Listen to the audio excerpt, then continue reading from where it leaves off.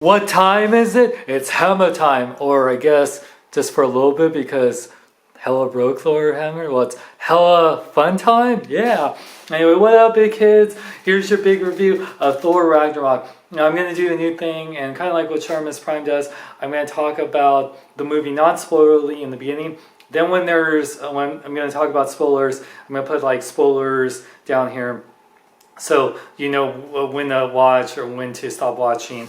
And yeah, the Thor Ragnarok, the third Thor movie, comes out today. My birthday, by the way.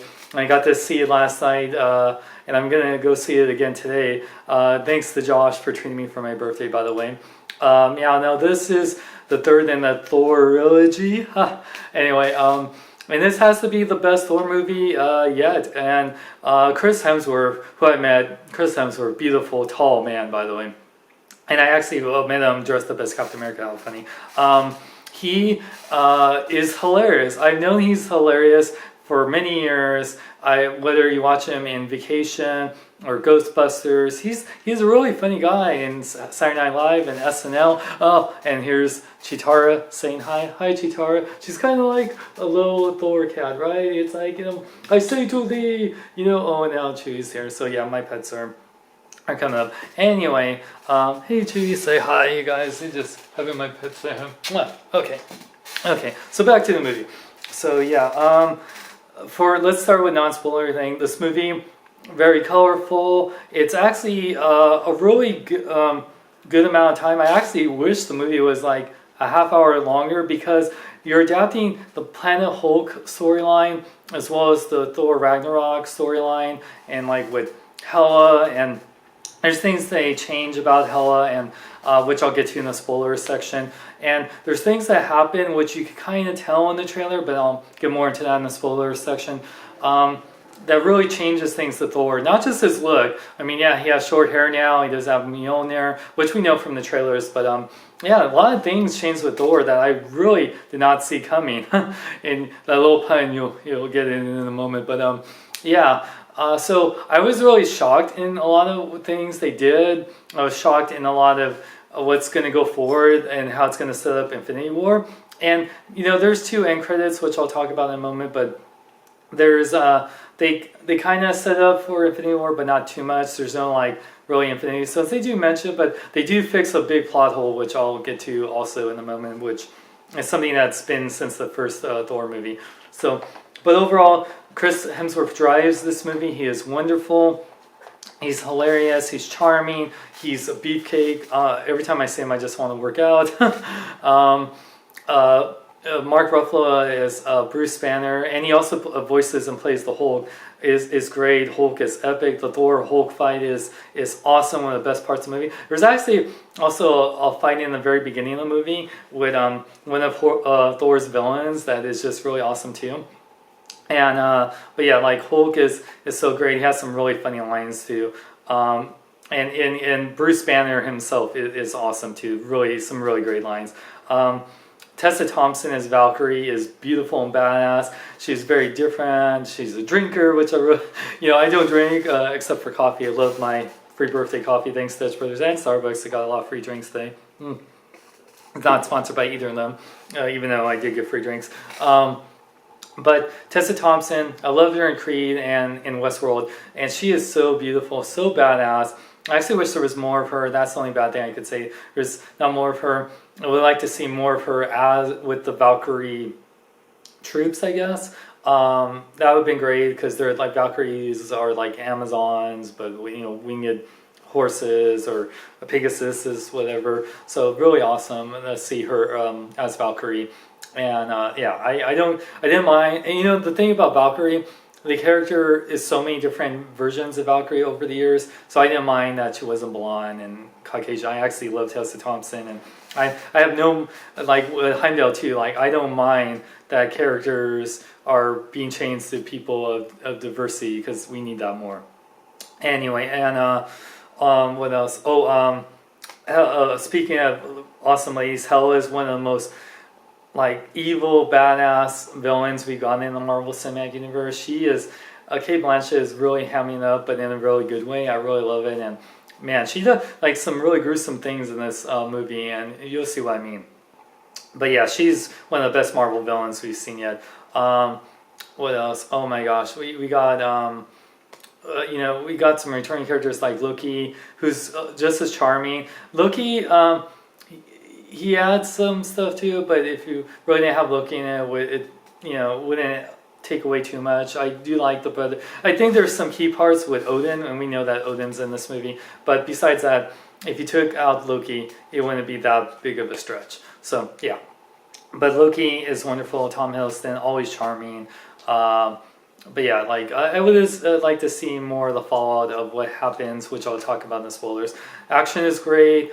It's one of the funniest Marvel movies to date, even more so than the Guardians of the Galaxy movies or Spider-Man: Homecoming. Really awesome Thor movie. The changes they made, I wish they kind of did like in the second movie, or because now it's like what they do, because they acknowledge all the things which I'll get into in the spoiler section with where characters are, and some aren't even acknowledged, and I'll get into that in the spoilers. But yeah, overall, I really enjoyed the movie. I can't wait to see it again. If I were to grade in how I feel, I would give it a 4 out of 5. It is really awesome. I definitely recommend seeing it on the big screen. It's not my favorite superhero movie. Still, right now it's Wonder Woman. We got Justice League in a couple weeks.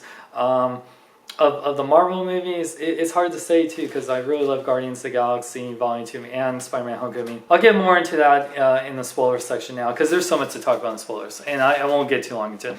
Okay, now if you haven't seen the movie, turn away right now. It's the spoilers time. Okay, let's get into spoilers. So let's talk about Thor.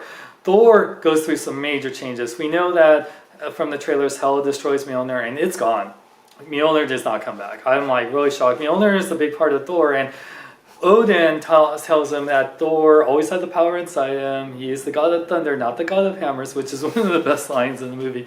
But it's so weird not seeing Thor with the hammer, and also without his long hair. Like I love long hair. I put my hair in the ponytail because people write in the comments about my hair, but it's really weird seeing Thor with short hair and without his hammer. It's like a whole new character.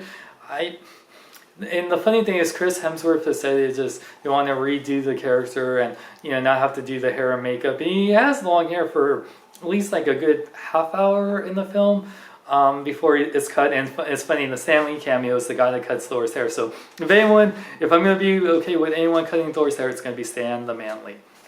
Excelsior.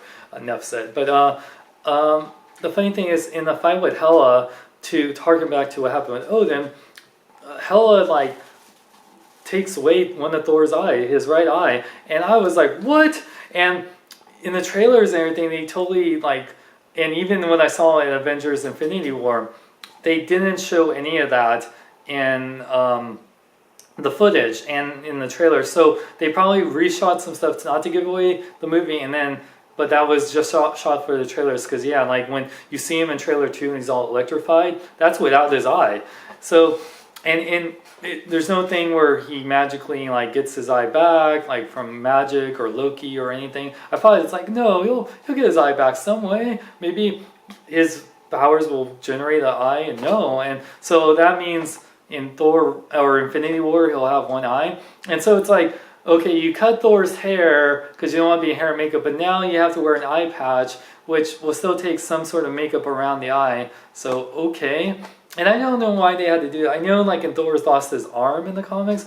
I don't remember his eye. I know Odin, but yeah. So that was an interesting choice. And like I said, I love the more funny Thor, but look-wise, and it's funny because I had short hair for many years, up until this last year or so, and now my hair is long, and I could have done a Thor cosplay with my beard and everything, and now he cut his hair. It's great, make up your mind, Marvel. Anyway, so that's about Thor, and